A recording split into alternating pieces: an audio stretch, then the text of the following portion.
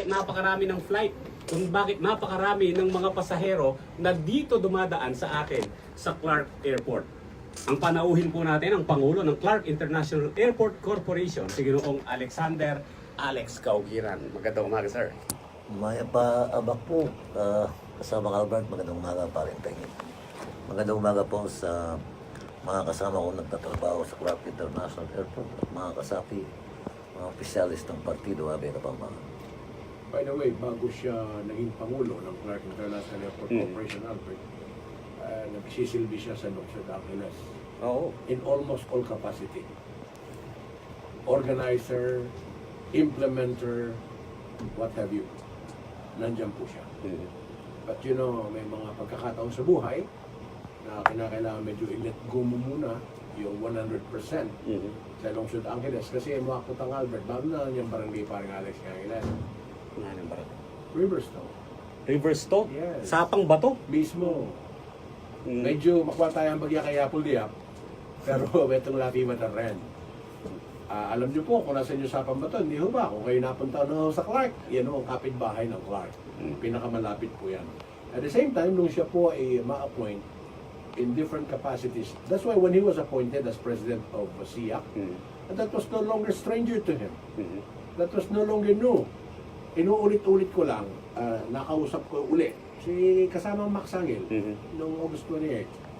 Sabi niya, oh Perry, lalo yun may paring Alex, medyo luwan ni Aura, kanita yan, panay may pisasabihan, panay po susulapo, Ken Clark, nung yala pulango, lamok-lamo, Wow. Now, tingnan mo siya. And, marami pang mga pagkakataon. By way of reporting to our people, paring Alex, ano na po pinaka-latest ngayon dyan sa airport natin dito sa Clark? Well, yung po tungkol sa terminal natin kasakuluan, habang nag-uusap po tayo, binibreak na naman po natin ang record sa dami ng pasahero. The record that was first set last year po, 2017, from January to December, was 1,514,000. Today, as I speak, 1,718,000 po, because we average 6,000 to 7,000 passengers a day. And still counting. We're still counting. And we project by the end of this year, 2.5 million and more by succeeding years. 22 months from now, we were going to start operating yung pinakabagong terminal sa ating bansa dito sa Clark International Airport with a capacity of 8 to 10 million. Timing lamang po kasi by the time noon, around first semester or May of 2020, we hope to be able to achieve at least 4 million passenger per annum. Okay. And dati po kasi ang yung ibang mga airlines, no, takot na takot pumasok dito sa Clark. Sabi nila siguraduhin niyo muna na marami kayong mga pasaheros diyan bago kami magpadala ng mga eroplano namin diyan. Malapat po kasi, malawak ang catchment population ng Clark International Airport. Ang Northern and Central Luzon comprising 23 to 24 million. The survey was taken 2 years ago. Kaya naman po napipilitan sumakay sa Manila ang mga pasahero natin dahil walang destination sa Clark. Could you imagine, before I was appointed by this administration as president of Clark International Airport, there was only one destination po from Clark, domestic, and that was Clark, Cebu. On the average, 6 flights a week. Today, habang nagsasalita po tayo, meron tayong 278 flights a week. Okay. From one domestic destination to 22 domestic destinations. From 100, more or less 100 international flights a week 2 years ago to 170 flights a week today. As we speak, ongoing po yung negotiation natin through email sa 5 aeroplano po, 5 airlines. Ang dalawang international, yung Malindo at saka yung Korean Air, at saka kausap natin ang Philippine Airlines para lumipad karagdagan sa lumilipad na kansay ng Jetstar. Ang Philippine Airlines, nililigaw natin na lumipad sa Tokyo at Haneda at maging sa Bangkok, Thailand. Opo. Nabanggit ninyo, no, kasi location-wise talagang maganda ang airport natin dito sa Clark. But alam naman ng marami yun noong unang panahon pa. Panahon pa ng Amerikano, maganda na location ito, but things are not moving, no? Pero ngayon, they are definitely moving, and I think there is something that we are doing right. And what is that? Ito po kasi, we have to understand para malaman ng buong publiko. Natatandaan po natin ilang araw pa lang ang nakakaraan. Nung magsara ang runway 026 ng NAIA, kasi na-aksidente ang Xiamen Air. It took them 36 hours before na maalis yung aeroplano, doon pa lang nagbukas. At kahit na nagbukas na, it took them several hours bago naging na-normalize ang operation. How many aircrafts ang na-divert po sa Clark? There were 43 aircrafts. How many passenger ang nag-deplane sa atin? 5,600 plus. Matagal na po nating sinasabi, hindi talaga uubra ang isang international gateway na iisa lang ang runway. There is no more room for expansion in NAIA for additional runway. Dapat talaga, multiple airport policy ang dapat ipatupad ng ating kasalukuyang gobyerno. And I'm glad, under the leadership of President Duterte and Secretary Tugade, ginagawa na ngayon ang multiple airport policy. But nasa drawing board pa ang sinasabi sa Sauli, sa Bulacan. Clark is here. Oo, nandito na. Expandable, we have 2,367 hectares ang kalupay ng Clark. Sa ilalim po ng Master Development Plan ng Clark, 5 phases ang development. We started the first phase. Ano yung first phase? Yung road network that would link Clark, new airport sa SETEX, meters and greeters, transport hub, at saka yung horizontal. Magiging operational 2 years from now. 5 years from now, nakahanda po yung extra lupa natin para paggawan ng secondary runway. At least 2 kilometers from both center lines in order to accommodate simultaneous landing and takeoff. Tayo lang po sa buong mundo, sa mga malalaking airport, na iisa lang ang runway. Kaya yung nakita natin sa Manila, God forbid, mangyayari na naman yun. Gano'ng kalaki discomfort sa ating mga pasahero. Kaya marapat lang talaga na matagal na. Alam mo, kaibigan, Mr. Lacanlali, I would like to be formal a little bit to you, Albert. Since I was in college, when I was a student council chairman for 2 consecutive terms in Holy Angel University in the early 1980s, I was already discussing the possibility of converting the former baseline into a special economic zone because I read the history of China. In the southern part of China, when Vice Chairman Deng Xiaoping tinur niya ang southern part ng China, Guangdong province, nakita niya paano magpa-increase ng economic activity in China at that time because it was closed. It was called the bamboo cartel. You know, binuksan niya how? By creating special economic zone. Ito yung nakikita natin sa Guangdong province. I read that part. That's why ipanunukala ko noong unang panahon pa. When I was still a college student, as a student leader, dinidiscuss na namin, yes, paraya ako sa Angeles at that time because I was against the presence of military bases. I was against the military installation, not for military reason, but purely for economic reason because my position at that time, which was proven correct today, at the height of Vietnam War, there were only 17,000 employees inside Clark. Today, as I speak, there are 108,000. Sinasabi ko na po, noong unang panahon pa, even Mayor Pamintuan, I was with Mayor Pamintuan at that time, sinasabi namin kapag na-convert ang military bases into economic zone, magkakaroon ng economic activity and it will generate more employment. But my focus at that time, when I was still in college, in the Parliament of State, I believe then, as I do now, more so in the future, that development of Clark Freeport Zone is the full development of an international airport.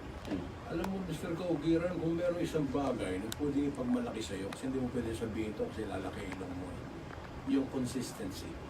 You've been consistent before with things that you want to do and you know how to do them. Kaya hindi ako magtataka kung bakit dito sa iyong watch sa Clark International Airport Corporation, nakukuha nyo yung matagal mo nang minimithi. Again, by way of background, dahil si paring Alex po, pagka hindi mo kilala, para ho siya laging high-strung, parang galit, nanggigigil, lalo na ho kung alam niyang tama siya at kailangan i-stress niyo po ang punto. Ba't ako po magsasabi sa inyo, pusong mamon po ito at kutis bulak. Hindi yung lalagyan, Albert, yung laman doon sa loob. Matagal niya na pong sinasabi sa mga airlines, why don't you try Clark? Kasi yung air talk na yan, Albert, may politika na yan, may haggling pa yan. Kaya kung weakling ka doon, huwag ka nang pumunta ron kasi sasantabi ka lang. You've been involved with so many air talks in the past, Yes, if I remember right. Yung pong sinasabi ni kasamang Perry na air talk, yun po ang negosasyon sa pagitan ng dalawang bansa, Philippines and other countries. Pinag-uusapan po doon yung ASA. What is ASA? Air Service Agreement.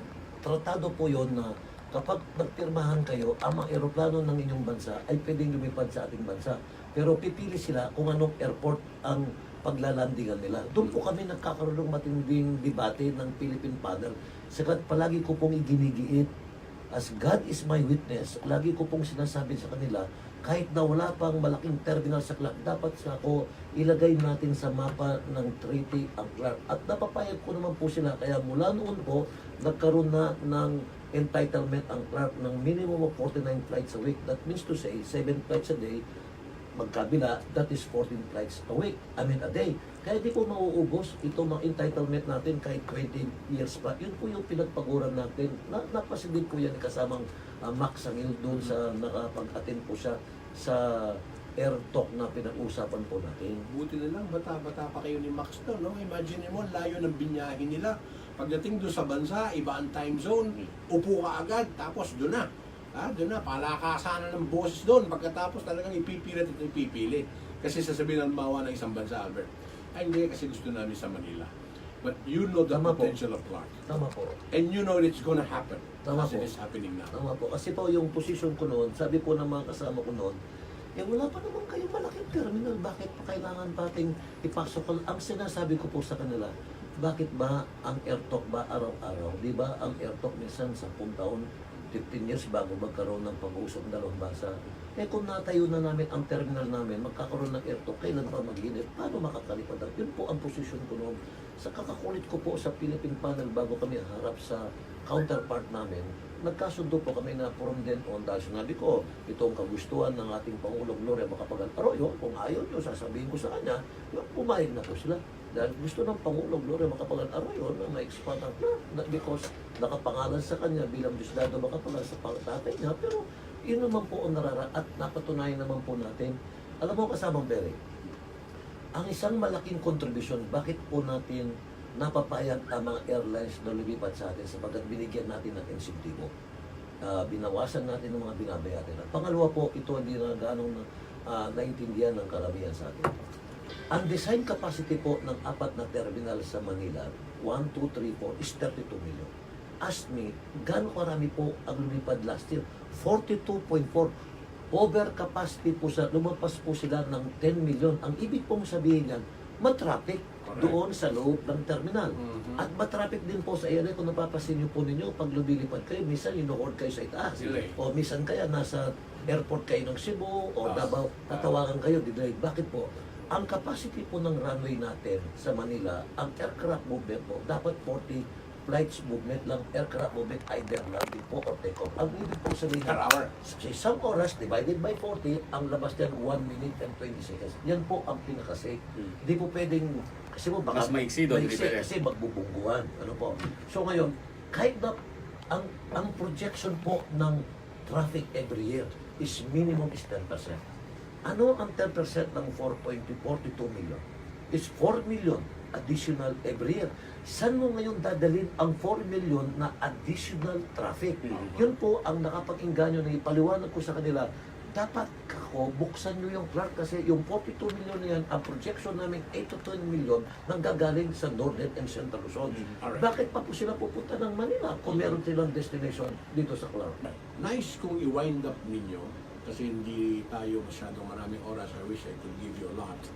Pero hanggang 10 o'clock lang na ibibigay ko sa inyo ngayon.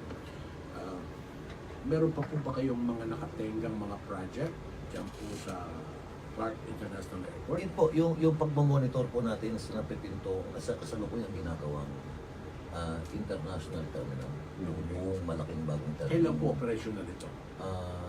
Hopefully by May or June of 2020, less than 2 years from now. Yung pong Clark Malolos Railway, may pag-asa po ba yan? Tapos na po yung alignment, pinag-usapan na po namin sa ilalim ng pamumuno ng Secretary Tugade. Magkakaroon po tayo ng 2 stop sa Clark, so malapit sa Shumart, at ang pinakahuli, doon po sa mga underground sa ilalim ng terminal ng Clark. Okay. Kaya ko po na itanong nyo, kasi lagi yun ang sinasabi, gusto namin sa Clark bakit ang hindi? Pero malayo Pero kung susukatin mo raw, ilang nautical miles lang po yan. 40 minutes travel time sa train. doon po sa aeroplano, Mula po saan? dito sa Clark, Manila. Wala naman po ito yung O, may lumilipad nga dyan sa Clark Meron eh. po, meron. O si Mr. Laos nga, ginagawa niyang balikan through chopper eh. Parang from Manila kung kaka-take off lang aeroplano, palapag na ulit So, accessible po talaga. At saka yung mga pangarap ninyo na dati nasa drawing board lang, I think Natutupad they will po. be in their place. Na. Kaya matanong namin kayo, kasi maugong na po ang balita na kayo ay sasali. Kasi politiko naman talaga kayo eh. Once a politician, always a politician. Because napakarami niyong ideya, napakarami niyong gustong gawin para lungsod ang Angeles. At sa dinami-dami na mga humihimok sa inyo na, oh, Mr. Cauguiran, why don't you give it a try if the opportunity presents itself? Meron po bang posibilidad na kayo kumandidato?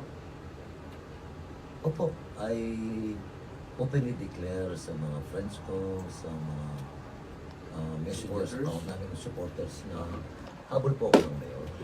Kasi yung ayoko sa mga ibang politiko, mga pakipot eh. Kaya Kapampangan, Balming House Dalbert, Oje, No, sorry. malamarin na lang mata ko. Nung kaburing-kaburi, pakapakipot la, potong yunan la, ay, ano pare, tagal ko sana. Sumawa na ko magtatagal. Okay, kaya ho namin naitanong yan, Ginoong Cauguiran, no? Kasi you've been preparing the airport and Clark for the longest time. And yet, ang isa sa mga pinakamalaking stakeholders dito is Angeles City. So you also have to have a locality that is also adapt dun sa changes na mangyayari Tama po diyan. yun, kasi challenges and opportunities.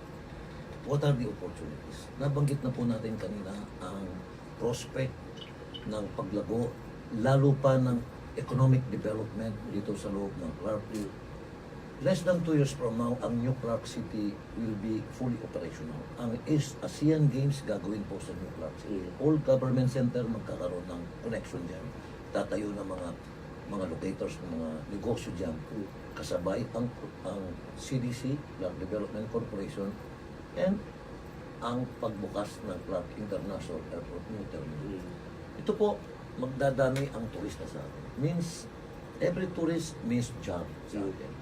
In short, sasabihin po natin, there is a certainty of development inside Clark. So, manganganak po ito ng maraming investment and job opportunities. Kaya, dapat po, sa mga opportunities nito, may challenge naman. Ano ibig sabihin ng challenge? In every development, there are always social costs of development. Mga suliraning panglipunan na hindi maiiwasan dahil sa paglago ng negosyo at ng ekonomiya. Dito, nakatutok ang ating lungsod. Kasama ang lungsod sa mga ibang LGUs in the vicinity of Clark at that time, in 1992, when they concurred in the proclamation of a special economic zone. So ngayon, anuman ang pakinabang, may problema, kaakibat na problema. More job, more housing problem for Angeles City and LGUs. More population, more peace and order problem. More population, more traffic problem. Ngayon pa lang nagkakaroon tayo ng problema sa traffic ko dyan sa may Friendship Korean Town. Yung papunta sa Marti, yung sa may Balibago. That's why these challenges brought about or birth pain of a growing economy should be addressed in a comprehensive manner. And this is what I'm going to offer in Angeles City. Yun po, dapat magkaroon ng tinatawag na Metro Angeles Council type. Halimbawa sa traffic. Hindi pwedeng solusyonan lamang ni Mayor Garbo ang problema ng daw lilipat lang sa Balibago. Similarly, vice versa. O sa may Porac, sa boundary papunta ng Manibog, Santa Cruz, paano naman ang Angeles? Yung SM ng Telabastagan at Balite papunta ng Angeles. So, ibig sabihin, there should be a comprehensive traffic plan that should be participated in by the other LGUs. Not only Angeles City. And we will get the expertise of traffic expert and the academic student in order to augment what we have. Dapat ito kasi sa Tagalog, sakit ng kalingkingan, dama ng buong katawan. Hindi dapat iiwala yung bawat isa. And we should also involve na the provincial, regional, and national government agencies involved, especially the BCDA and CDC. Nandiyan si Tatang Ping De Jesus, andyan si President Noel Manangkil, taga Pampanga, taga Angeles. They should participate 100% not only in discussion but also in the provision of funding. We have to revisit the BCD law. Ang sinasabi ng BCD law, nang mawala ang mga base militar, that there should be parallel development. When we say parallel development, abang umaangat ang ekonomiya sa loob ng CDC, dapat bigyan ng tulong, hindi lang yung kakarapot every now and then. And I'm sure Chairman De Jesus and President Noel Manangkil, they were able to submit 1 billion remittances sa national government. Why don't they share with that 1 billion dito sa mga LGUs to solve the paghahanap ng funding? The same is true with peace and order. We must have strong leadership sa peace and order. Alam mo yung ratio sa police sa Angeles ngayon, I think if I'm not mistaken, 1:750 ang population. The ideal should be 1:500. Much better if 1:300, 400. The problem is augmentation of PNP forces. The problem is funding. Meron tayong Intel Fund at saka peace and order fund. Again, ang outsourcing sa external like CDC, BCDA, other government agency should participate in the provision of fund to augment this. Hindi lang yung nanggagaling sa... We must be creative in sourcing up. These are my two priorities: traffic, peace and order, health, and even education, among others. Okay. At alam nyo, ang makagandahan sa inyo dito sa Angeles, hindi bagong bagay sa inyo mga problema ito, and hindi rin bagong bagay sa inyo yung paano hahanapin ng solusyon sa mga problemang ito. Alright, meron nag-text sa atin, tinatanong, kung sakasakali daw po at kayo natuloy na, nasa radar nyo daw po ba ang problema natin sa droga at ang pangkabuhayan dyan sa lungsod Angeles? Ito po sa trabaho, bago yun sa droga. Dapat hindi lang sa salita ang sinasabi ng BCD at CDC na dapat magkaroon ng prioritization. Lahat ng LGU surrounding club na nag-conquer, hindi lang ang Angeles in Perez, dapat proration. Prorated yan, dapat. Paano? The Metro Angeles Council that I will initiate to create should come up an institutionalized agreement, memorandum of agreement, na lahat ng trabahante nagtatrabaho, regardless of position, if they are available, should be coming from these respected municipalities and cities. Kapas, Bamban, Mabalacat, Angeles, and Porac as priority, and then Magalang, San Fernando, dahil sila ang nag-concur sa creation ng special economic zone. Dapat magkaroon, I repeat, ng memorandum of agreement through that council that I will initiate to create. Lahat ng mga mayors, dapat yun ang ipupus namin. Tukol naman po sa droga, problema po yan ng supply and demand. Sa tingin ko, problema yan ng supply and demand. Ang supply, yung nagsasupply ng droga, demand, yung gumagamit. Dapat both should be addressed. Dahil bahagi yan ng peace and order. I believe yung ginagawa ng kasalukuyang administration o bansa na dapat maging matigas. Matigas tayo sa mga tiwali at gumagawa ng kasamaan sa kriminalidad. Kaya ako po ay inaakusuhan na mabaksi. Inaakusuhan ako na mahigpit. That is a perception. I plead guilty to some na may kabaksikan ako. I plead guilty to some na mahigpit ako. Mahigpit po talaga ako sa panunungkulan. Ayoko ng katiwalian, ayoko ng ghost employee, ayoko ng 8-to-5 mentality. Kaya kapag, kahit po taningin nyo si Mayor Pamintuan, kahit nung nag-start kami, ako lagi talagang pinapadakot dyan. Natatakot sila sa mga, yung mga hindi nagtatrabaho. Ang mga takot ang mga tiwali. If you are perceived to be a strong leader, which I intend to promote, strong managerial leadership, strong in the sense na as far as droga and peace and order is concerned, mas maganda na yung kinatatakutan ka kaysa ikaw ang natatakot sa kanila. Managerial, ibig sabihin, may capacity to govern and manage the affairs of the city government just like a corporation, and I have proven that as the CEO of Clark International Corporation. And as a leader, perhaps yung pong mga naging kasama ko noong pong estudyante pa po ako lang pa po, with modesty aside, ang I think, hindi pa nabibreak ang record ko na elected twice in a row as chairman of the student council. I was twice elected as city councilor. I was appointed in various national and government position under President GMA. For a while, she appointed me as political attaché in the United States based in San Francisco. Nung bumalik po ako dito, ginawa niya akong assistant secretary ng Office of External Affairs. And then, nilagay ako sa Subic Clark Alliance for Development. I sat on 2 boards for quite some time. Ang Puro Point Management Corporation. Naging crucial po ang boto ko sa Puro Point Management Corporation sa pagtatayo ng Thunderbird, yung resort sa Puro Point. Tapos ako, inapprove ko yung development plan na magkakaroon ng bilya sa tabi ng dagat because at that time po, nung nandun pa kami, dahil tinur namin yun, mga damulag-larit ang durot-durot, kaya ang lumang golf course, pero after that, puro yung pong development plan, pinag-usapan namin, not too many people know, I was once a director of that corporation and very active in the management na minomonitor namin to situate na magkakaroon ng ganun mangyayari. Kaya kung kayo po napunta na ng Puro Point, a former military base like Clark, naging bagay buto po tayo doon. And then later on, opo. Then after that po, sinabi niya, diyan ka na sa airport dahil ang passion mo is international airport. Nilagay po niya ako as EVP at the same time, director din po ng corporation. Kaya kasama po tayo sa mga negosasyon, sa kung ano ang nakikita nyo ngayon sa Clark International Airport, including yung inupo po ako sa Philippine Air Negotiating Panel. Alright. Ito naman po sa local government. Sa 5 beses na panunungkulan ni may ating kaibigan, si Mayor Ed Pamintuan. I was his Chief of Staff in 1992 and 95. I was his Chief of Staff in 2010, 2013, and 1 year of 2016. Going back, noong pong kasagsagan, noong pinakamahirap na bahagi ng kasaysayan ng lungsod ng Angeles, ito po niyang may makpungya po, Mount Pinatubo. Ako po, kayabe ng Mayor Pamintuan, amig lingkod kaya kayo, King Angeles. Beke po ipatambong Alvaro Canita, Ring Ugnayan, may nalakat kami 10 cities, ditang White Tents, etc. Ganyan history. Kayabe na ako rin pong Mayor Pamintuan niyang gewa niya imtigtigang terakan King Dalan. Nung matatandaan niya po, itanong ko pagibilog because at that time, sabi ng Mayor Pamintuan, we must inform to all and sundry that despite ng milyari King Angeles, that we will rise from the ashes, like the phoenix bird. Ito po yung giwa ni kanita. Itang panahon na ito, hanggang ini, kita naman po yung pamanungkulan, kitang gulot ng Mayor Pamintuan King Giwa na.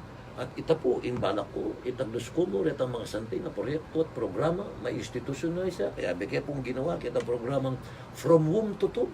Kasi po programa noon, kaya kami partido rin, partido abe ng Kapampangan, yung explika ko ka rin tao, lalo na ka rin kapartido mi, itang agyutam, o atin niya pong meaning ita, AGYUTAMU, those are 8 general program of action, from good governance to the market, to cemetery, health, education, peace and order. Dito po masanting na at balak mo dapat lang itaglis mo retan na dadagdagan na po. Okay, kaya ka lang na po. Kumusta ka raw? Sabi ni Eric Jimenez sa Mayor. Kaya Nakikinig po, sila Mayor Eric, sa 105.5. ay, Yes, Megan na Eric. Dala na yung OG kayo kagaya. Kasi burito nga balo ka rin tao nung nano na rin kaya kang buring gawan. Huling malambat na kang magserbisyo. Ala ka ng duda, may tungkang magaling ang leader. But are you willing daw to bear your sal-en? of course. Eh ngayon, di It's ba every may day. sal-en kayo? Of course. Eh, ano yan, open book, no? No Di kaya problem. kayo naman ma-demanda ng unexplained poverty? Di ko naman sinasabing mahirap na mahirap kayo. Pero nobody can tell me na yumaman kayo dahil sa inyong posisyon. Kamukha ko lang kayo, maingay lang kayo. Pero tama-tama lang. Ay maraming salamat po sa inyong pagdalaw ngayon. Sana hindi ito ang una at huli.